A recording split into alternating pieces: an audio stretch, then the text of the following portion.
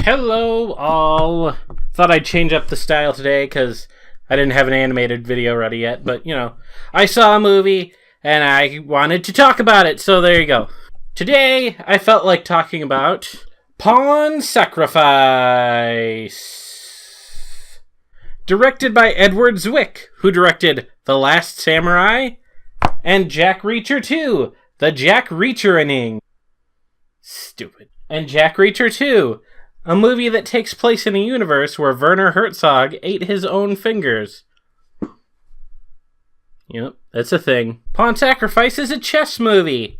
Now, I know dick about chess, but I do know who Bobby Fischer is because he was good at chess. It really says something about an athlete or someone who's amazing in their field when you know who they are, when you're not even really into the thing that they're good at. I myself don't really watch basketball.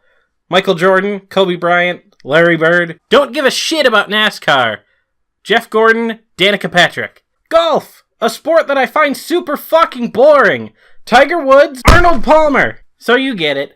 Bobby Fischer is the Danica Patrick of chess. And this movie is pretty much a biopic on him, but kind of in the way that Lincoln was a biopic on Abraham Lincoln. It doesn't go into great detail about his whole life, but mostly focusing on the late 60s, early 70s, and his rivalry with Russian chess master Boris Spassky. You see, at this time, the Russians are considered the best at chess in the world, and Bobby Fischer wants to prove himself better, and in the process become the chess champion of the world, pretty much. It's a very interesting movie because at times it plays out like a sports movie where you're like, oh, I want to see him win. I want to see him win this chess game. And there's games where it's televised and it's like the ending of Apollo 13 when he wins. It's like, oh my God, he won the chess game. And you're happy for him when that happens. But the problem is there's a lot of pressure on these games and he is a very unwell man. And they make it very clear in the movie that the pressure is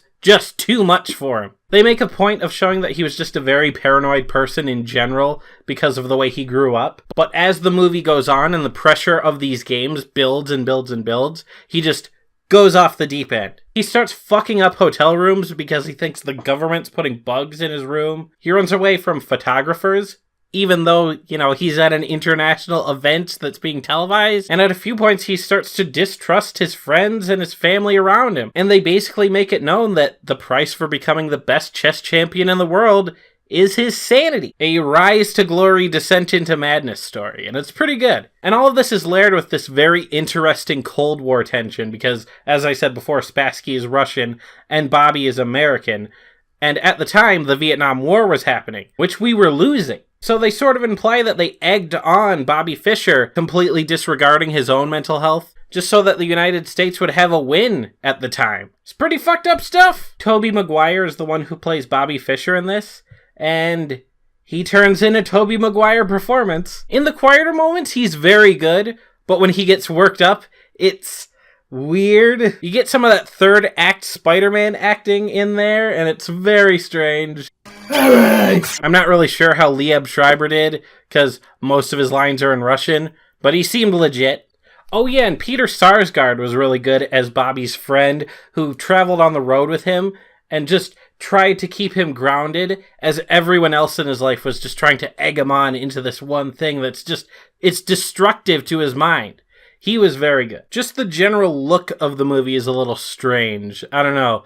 It seems a little too desaturated for this type of movie to me. It just didn't fit, but it didn't really cripple the experience in any way. It just seems like colors probably would have been a better choice than no colors. I like the music in this movie. I don't usually bring it up because usually it's just score or something, but this was a bunch of era-appropriate pop songs, and most of the time I thought they fit. Although there is this one time where they go from score, smash into a pop song, and then they end it with just a fade out from the pop song into silence, and that was very weird.